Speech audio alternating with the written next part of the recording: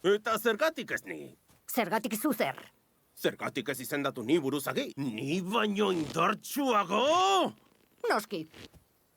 Jendeak erabaki dezala. Erdi-purdiko eskribak, zer zabiltzate? Zuen zain daude? Zer, Cesar heldu da? Bidean dago. Eta nire osaba? Bai, bera hemen dago. Ez duzu uste jainko gehiagit ditugunik? Jainko bat denerako? Gerraren jainkoa, lurrarena, itxasorena, uztarena, oso korapilatxua, ez da? Traba bat dira zuretzat. Zure potentziala mugatzen dute. Ez dituzu behar. Zuk zeuk esan duzu! Nire bidea egin behar dut. Uste dut, hobeto nagoela bakarrik. Zinez, sentitzen dut Splinter maisua. Eraso dizudanean guztia ikusi dut, baina ezin izan dut egindakoa kontrolatu.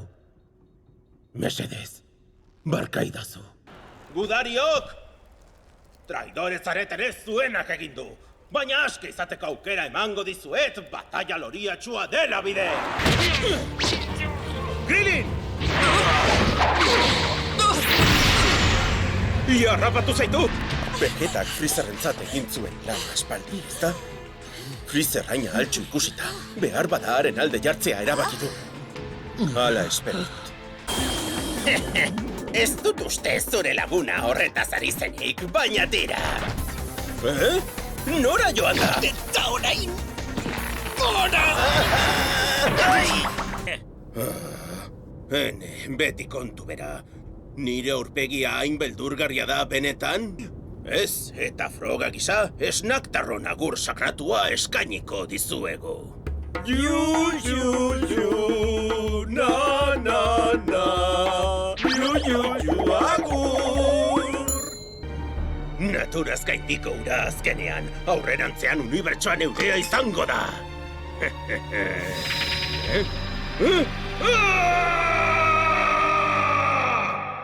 Tira, ekin gainontzekoen botereak surgatzeari. Lehen bizi mutikoarenak zer diozu? Sentitzen dut, Sabin, baina txartelik gabe joatea legea austea da. Nortasun agiririk ere ez duzu, komisariara eraman behar zaitut identifikatzeko. Egia esan, alkate jauna, hausnartzen aritu naiz eta nire ustez gazte hauen asmoa. Ez dizut hausnartzeko ordaintzen men egiteko baizik. Erotu egintzara, alkate jauna, umeak baino ez dira. Arriskuetatik babestuko duen aita bat behar du. Nire umea ez dago hemen! Marinette!